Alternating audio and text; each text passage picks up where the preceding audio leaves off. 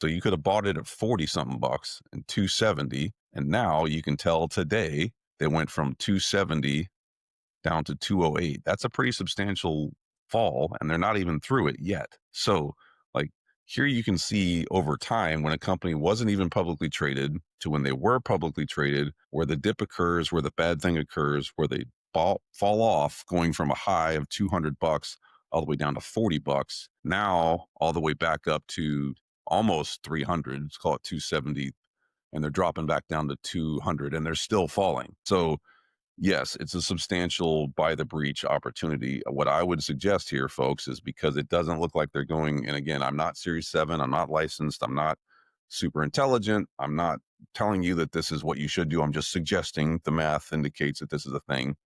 They're going to drop pretty substantially. My guess would be, I'm calling it with my Jim Cramer sort of whatever, that they're probably going to settle out somewhere in this like 160-ish area. So almost $100 worth of drop over the course of the next 90-ish days. You typically don't see companies go just that far down over time. Like that would be cataclysmic for them unless something else happens in the next couple of weeks, or maybe the SEC really goes after them. But I would set and again, I'm not telling you to, I'm just theoretically saying I would set your kind of buy criteria, what I'm going to do, around that 160 marker. And I might even set a second buy opportunity down here about 100 and see which one works out better, and then let it ride. They'll come back. DoorDash is super popular. It's the largest delivery service in the world.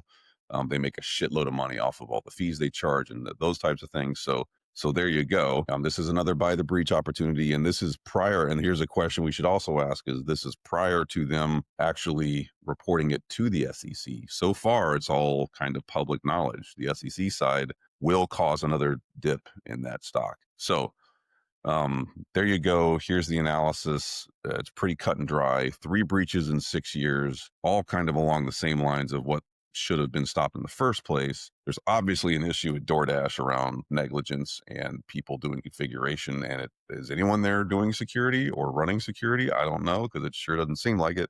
But this is where we can go forward. And I would suggest to you folks, if you're like me and you get sick and tired of paying crazy fees for deliveries of Slurpees, make some of your money back on the stock market right here with DoorDash.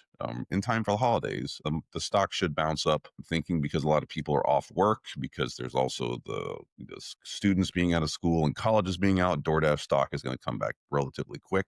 There's other external factors here. So, go off and do that and make your money on the far end. Anyway, that's just the analysis. That's the data. That's the history.